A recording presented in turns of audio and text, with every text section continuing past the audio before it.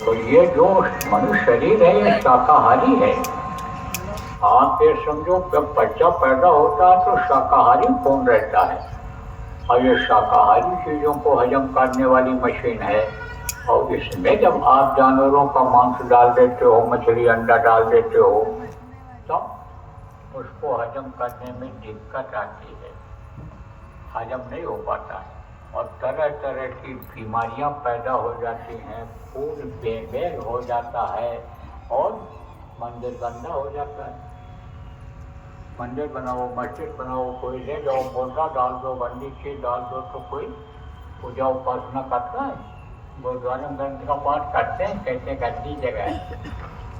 तो इसको साफ सुथरा रखने के लिए उसने आदेश दिया था। इसलिए आज ये समझो, इन चीजों को जिनको मुर्दा मांस कहा गया है नहीं खाना है। ये तो बीमारियां ये कभी साथ आपका नहीं छोड़ेंगे।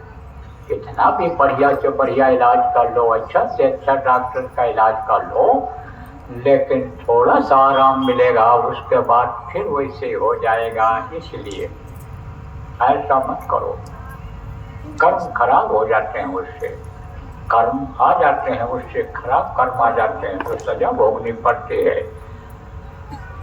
दूसरे के कर्मों की भी सजा आ जाती है।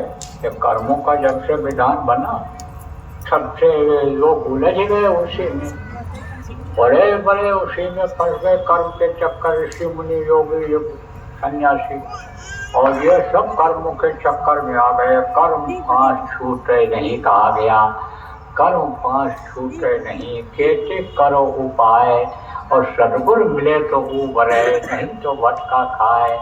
जब समर्थ गुरु सच्चे गुरु मिलते हैं तभी वही उबार पाते हैं, निकाल पाते हैं, नहीं तो कर्मों का काटना बड़ा मुश्किल होता है। इसलिए कर्म खराब मत करो, ये बात समझो, साफ सुथरा रखो, और जिस काम के लिए ये मनुष्य शरीर मिला है वो काम करो, उसके लिए प्रयास करो। तो आप कहोगे भाई तो नए रोग आए हो, पुरानों को तो मिल गया, और से लोगों को गुरु महाराज मिल गए, और गुरु महाराज ने आपको नाम दे दिया। इस नाम का सुमिरन करो, ध्यान इस तरह से लगाओ, भजन इस तरह से करो, इससे तुम्हारी जीवात्मा नरक 84 से बचेगी।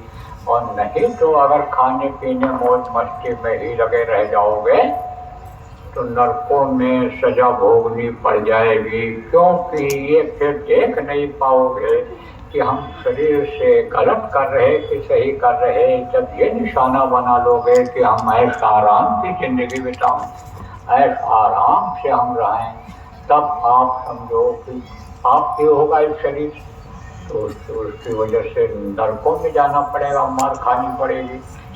तो वो रास्ता दे दिया गुरु महाराज ने, और संतों की परंपरा रही है, फिर धरती पर हमेशा रहें। संतों की परंपरा रही है कि जब वो इस दुनिया संसार से गए हैं तब आप ये समझो किसी न किसी को सौंप करके गए हैं, किसी न किसी को बता के गए हैं कि आप इस काम को ये करेंगे।